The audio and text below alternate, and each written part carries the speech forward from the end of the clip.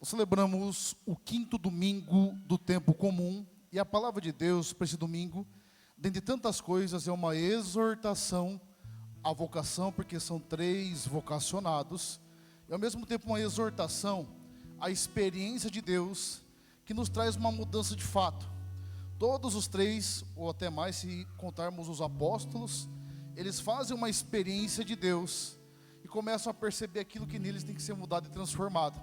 Em Isaías, a primeira leitura, ele faz uma experiência grandiosa. Imagine você, que ele vê Deus em seu trono, e uma nuvem, uma fumaça cobre, e a fumaça, a nuvem, ela sempre denota um mistério e, portanto, a presença de Deus. E ele se sente completamente perdido nisso tudo, porque é algo grandioso. E a única coisa que ele consegue dizer, ele fala: Senhor, eu sou um homem de lábios puros. Ao que vem um anjo, e com a brasa purifica os seus lábios.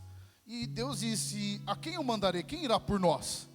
Ao que ele diz: eis-me aqui, Senhor, pode me enviar. Ou seja, é uma experiência que não fica presa no seu individualismo, mas que vai lançar, porque em obediência a uma palavra, a um comando que Deus dá. Quando nós estudamos a experiência religiosa, há um autor chamado Rudolf Otto, que ele vai pegar umas 6 categorias. Ele diz que a experiência de Deus é de um Deus que é abscônditus et revelatus, ou seja, ele se esconde e se revela, porque você não o absorve totalmente. Há sempre essa busca por esse mistério que se revela, mas não se revela totalmente. Aquilo que eu dizia de Santo Tomás de Aquino, que a teologia, ela serve mais para dizer o que Deus não é, do que propriamente o que Ele é, porque o que Ele é muito além da nossa compreensão. Ele é maior de todas as coisas, infinito, eterno. E outra categoria, ele é tremendo, et fascinas, ou seja, ele é tremendo, ele te faz tremer e ele é fascinante. Então, olha que dicotomia, olha que contraste. Ele é tremendo, então você treme dentro da presença dele, mas ao mesmo tempo é fascinante. Você vai procurar, porque é algo grandioso. E é interessante a gente falar isso, porque a experiência de Deus não é algo abstrato, não é um monte de princípio, não é algo etéreo, não é algo meramente de outro plano, mas é algo que se revela. E eu posso fazer essa experiência e devo fazer essa experiência. E é importante essa experiência porque muitas vezes nós caminhamos com uma ideia de um Deus que não participa de fato da nossa vida. E aí nós nos tornamos pessoas mais religiosas, porque até observamos alguns preceitos, até observamos algumas coisas, mas parece que Deus de fato não tem se relacionado conosco. E o que Deus faz é propriamente se relacionar. Na teologia da Santíssima Trindade, é um Deus em 3 pessoas. E a palavra pessoa, do latim persona, do grego prosopon, ela foi colocada na doutrina da Santíssima Trindade porque indica relação. Pessoa é um ser de relação. Nós sabemos quem é o Pai pela maneira que Ele se relaciona com o Filho e com o Espírito Santo e vice-versa. Então é alguém com quem eu tenho que me relacionar. Só que tem 2 caminhos: ou eu tenho me relacionado com Deus, ou eu tenho me fechado a essa relação. Gente, não existe uma terceira via, uma terceira possibilidade. Ou eu estou com Ele, ou eu não estou com Ele. E é importante que nós entendamos isso, e o responsável de estar ou não com Ele somos nós. Não é que a presença de Deus vai sair de você, vai um dia se apartar, como se Deus falasse: olha, para mim já deu, não aguento mais ficar aqui agora, eu vou embora daqui. Não é isso que vai acontecer. Mas nós podemos conviver, passar a vida toda, é forte isso, ignorando essa presença. Santo Agostinho, quando começa a sua busca por Deus, e Santo Agostinho, ele fez de tudo na vida, viu? Até filho ele teve. O filho dele depois morre, ele perdeu a criança dele. Pronto de tudo, e procurou Deus em tudo. Até que um dia, ele fala: olha, tarde te amei, ó beleza tão antiga e tão nova. Tu estavas tão perto e eu tão longe, que estava nele. Ele descobriu que Deus habitava ele como nos habita. Mas a grande questão é essa presença, ela precisa ser cultivada. Deus se articula através dos princípios que Ele mesmo estabeleceu. E entenda uma coisa: o princípio de Deus conosco é um princípio de cooperatividade. aquilo que vai acontecer em nossas vidas tem por condição o caminhar que eu tenho dado em direção a Ele. Como disse, Ele não vai se apartar de mim, mas se eu caminhar longe dos seus princípios, se eu não fazer o que tiver feito, não é que Ele é um Deus mimado que vai falar, não, agora eu vou te prejudicar. Não, é eu que me fecho. Princípio é aquilo que é inquestionável. O princípio tem que ser aplicado. E os princípios que Deus se movimenta, faz com que experimentemos o movimento dEle. E Deus não se movimenta na vida de um povo que não é comprometido com Ele, que não tem comprometimento, que não tem aliança, que não tem fidelidade, que não caminha em direção a Ele. E muitas vezes na nossa vida nós não temos experimentado essa presença porque não temos cooperado.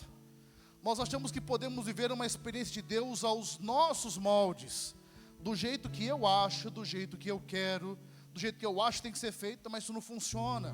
Não é assim que funciona. Olha aqui o Evangelho. Jesus vai pregar.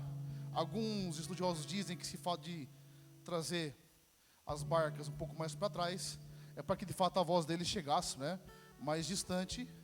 Ele começa a pregar a palavra de Deus. E Pedro está ali. Ele fala para Pedro, até então Simão, Simão, vai para as águas mais profundas. E fala, e atira as redes. Eu gosto de Pedro por isso, né? Ele é muito sincero. Ele fala assim, ó, eu pescador, que sei que estou fazendo, pesco todo dia. O senhor não tem nem parece que pesca. É como se dissesse isso, né? Pesquei a noite inteira. Eu não tenho motivo nenhum para fazer isso. Mas em obediência à tua palavra, eu lançarei as redes. E Pedro lança as redes, e a pesca é grandiosa. Aí está um princípio a ser observado. Sabe o que está faltando talvez em nossas vidas?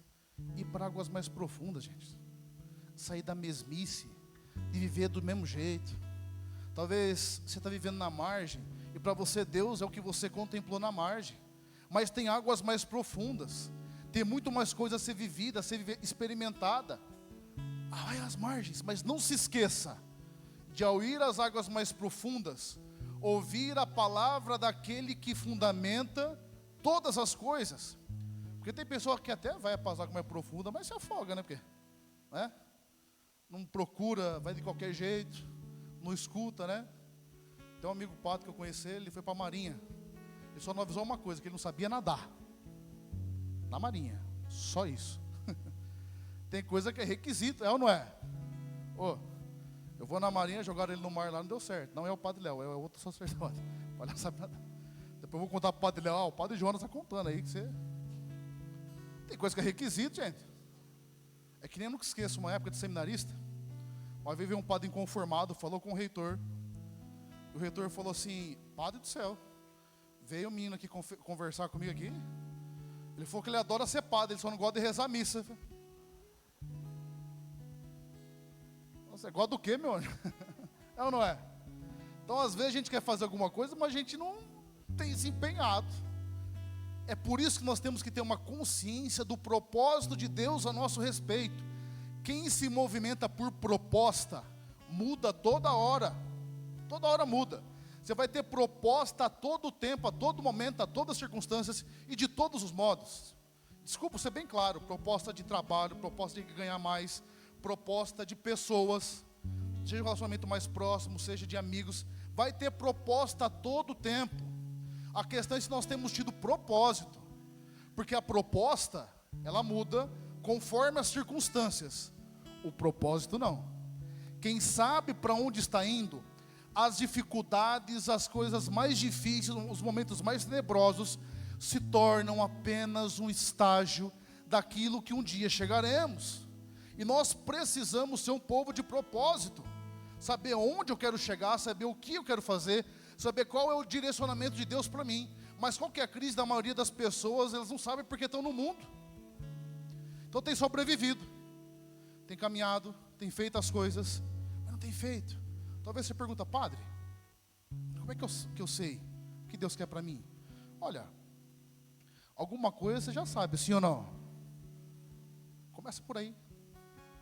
Começa a escrever o que você tem de Deus na sua vida. Essa revelação é progressiva. Você imagina uma coisa? Deus fala assim para Abraão, vai lá para uma terra que eu vou te mostrar, olha isso. Você sai daqui, você vai para uma terra que Ele vai te mostrar no caminho. Não mostra tudo não. A dinâmica da fé, ela exige isso, eu tenho que dar um passo. E eu tenho que entender, e aí é o ponto que eu queria já caminhar para o encerramento, que não existe mérito em nossa relação com Deus. Você percebeu que tem umas pessoas, quando elas começam a caminhar com Deus, elas acham que aquilo que ela faz torna elas melhores que os outros? Conheceu alguém assim já? Então, porque ela reza mais, porque ela procura mais, porque ela faz mais, porque ela vem mais, porque ela está mais, ela acha que ela é melhor que os outros. Não entendeu nada. Não entendeu nada. O caminho de Deus é difícil, sim ou não? Tem hora que você fala, gente do céu, nível hard mesmo, né? Olha, aí você fala para Deus, me dá paciência. Vem mais 3 traços habitar a sua existência. É ou não é? Me dá paciência. Vem o pernilongo que ele foi, eu acredito que o pernilongo foi criado por Deus, não tenho dúvida disso. Mas que o demônio treinou, velho. É ou não é? Ele consegue provocar, velho. Aí você vai dando um monte de tapa na cabeça, até que você tem que ligar a luz e baixar. E como eu estou forte, os pernilongos, quando eu acho, eles estão parecendo umas moscas já, desse tamanho. Nutridos pernilongos. Pernilongo obeso, já viu já? Desse tamanho, coitado. Alimentado ao máximo. Vai ter prova, gente. Vai ter dificuldade. Vai ter momento que nós vamos precisar ter atividade. E por que é difícil? Para que ninguém seja soberbo. Guarda uma coisa. A soberba, ela precede a queda. É o que aconteceu com o demônio. A arrogância, a soberba precede a queda. Porque o soberbo, ele quer achar força nele. É em Deus. É por isso, gente, que existe uma cruz. Em síntese, sabe o que é a cruz? Deus visita a nossa condição humana. Morre por amor de nós, porque nenhum de nós teria condição de pagar. Nenhum de nós teria condição de fazer. O que eu vou dizer, às vezes a pessoa fica brava, triste, já ficaram já. Mas nenhum de nós presta, viu, gente? Para ser sincero, viu? Nem o padre que vos fala. E sabe quem um dia disse isso? São Francisco de Assis, um dos gigantes da santidade. Para você ter uma ideia, Dante Alighieri disse que quando ele nasce, é como se tivesse nascido um sol. Olha isso. Porque ele ilumina aqueles que estão ao redor dele. São Francisco é chamado de irmão de Jesus. Olha que bonito. Tamanha vivência que viveu. O homem que foi pobre, se esvaziou, mas foi cheio de Deus. São Francisco, que era São Francisco, dizia que se não for a graça de Deus, ele sai com a primeira que passa ali na frente. Se não for a graça, se não for se confiar a graça de Deus. E é isso que São Paulo vai nos mostrar. São Paulo vai dizer, olha, Jesus ressuscitou e apareceu. De fato é verdade, não é uma ideia, não é uma teoria, não é um princípio. Ele apareceu, ele ressuscitou, ele está vivo. Vivo. Deus vive verdadeiro. No entanto, ele fala, apareceu por último a mim como um abortivo. Ele fala, eu sou o menor deles. Eu persegui a igreja de Deus. Tanto que, por definição, apóstolo é quem teve contato direto com Jesus, né? Paulo não teve esse contato direto. Teve experiência com Deus, mas ele foi o maior em trabalho e atividade. Tanto que ele fala, olha, apesar de ser o menor, eu trabalho mais que todos eles. E se você olhar, se você juntar todos os apóstolos, não dá 10% do que Paulo fez. Mas o que Paulo fala? Mas não fui eu não. A graça de Deus em mim ela não foi estéril. Porque a graça de Deus, ela me faz e me revela aquilo que eu tenho sido. Talvez você tenha vindo até aqui até hoje, e você tenha olhado muito para a sua história, o que você fez, o que você não fez, o que realizou, o que você não realizou. E talvez chegue um momento da vida que a gente fica olhando muito para trás, não é? Ah, se isso, ah, se aquilo outro, ah, se isso, ah, se tivesse a cabeça de hoje, e começa, né? É um processo. E tem pessoas que entram num processo de porquê, e vítima, e a pessoa não consegue, ela fica, desculpa dizer, que não cachorro correndo atrás do próprio rabo, porque não muda, não transforma, e fica nisso tudo. Entenda uma coisa, a sua história não define quem você é, ela pode fazer você compreender o que você foi, e aquilo que está em você, mas quem te define mesmo é a graça de Deus, é aquilo que a graça pode agir. A graça de Deus, quando nós nos abrimos a ela, ela transforma homens e mulheres comuns em heróis e heroínas. Ela é capaz de fazer isso, mas é preciso confiar. E talvez o pecado te botou já para baixo, te humilhou de todas as maneiras, para que você entenda que sem Deus não é possível. Sem o auxílio da graça não é possível. Mas para que isso aconteça, assim eu vou encerrando, nós temos que parar com esse evangelho coach. Não estou falando mal dos coaches, não é isso. Mas o evangelho aplicado apenas para a perspectiva motivacional. O evangelho que fala, olha como você é lindo, maravilhoso, como você pode, você é amado, e fala tudo que você quer ouvir. Você pode, você vai acontecer. Só que esse evangelho só esquece de uma coisa, que existe uma cruz, um Deus que morreu por mim, e que a vida não é brincadeira. A sua vida é brincadeira, sim ou não? É tudo no bem bom? É mar de rosa, né? A vida de casal concreta, vocês acordam todo dia os casais? Levanta a mão os casais. Você acorda todo dia. Ó, que bênção, Senhor. O Senhor me deu uma princesa para mim. Às vezes é a Fiona. Aí a mulher já fala, mas eu tô com ogro, é ogro toda hora. É assim, tudo é perfeito, não tem um momento desse. Não passa nenhuma crise emocional. Não tem nenhuma vontade, né? Não é assim uns momentos? Você arranja os dentes assim, você tem que rezar uma Ave Maria mais demorada. Não passa nenhum momento assim. A vida de Deus é assim. É porque quando você passar por isso, você fala, Senhor, vem com a tua graça. Transforma. Por isso, para de reclamar. Começar a clamar. E encerrando mesmo agora. Sabe o que tem faltado na nossa vida? Práticas espirituais. Eu tenho falado muito das 5 pedrinhas. Não é pedra para você jogar nos outros não, viu? Já estão pensando em se agredir já daqui a pouco. O que são 5 pedrinhas? Nossa Senhora falou em Medjugorje. Gente, voltar a frequentar bem a Santa Missa. Olha, de preferência a missa diária, dá para participar. Olha, terço, de preferência o rosário todos os dias. Olha, experiência da confissão, segundo as suas necessidades, né? Procurar Deus para se confessar, né? O sacerdote para se confessar. Leitura das Sagradas Escrituras. A gente tem um pouco que não sabe nem ler a Bíblia mais, gente. Aí fala assim, né, que não tem tempo. Aí leu O Senhor dos Anéis, leu Harry Potter, leu. Não vou nem entrar em outros méritos. E vocês sabem do que eu estou falando. Aí, e outra coisa, o jejum, mesmo se fosse o jejum da igreja. Ou seja, práticas na sua semana, te lembram de Deus. Porque nós precisamos. Mas entenda, não é porque Deus precisa, eu que preciso. Para que eu viva aquilo tem que ser vivenciado. Amém? Fecha os seus olhos. Baixa a sua cabeça. E peça ao Senhor essa graça hoje.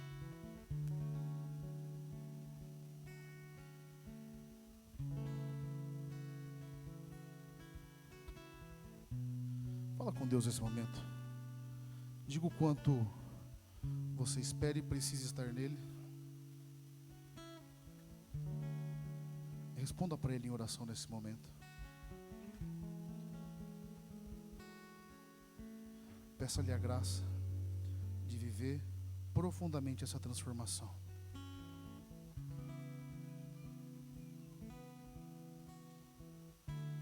Amém? Fiquemos em pé e professemos a nossa fé.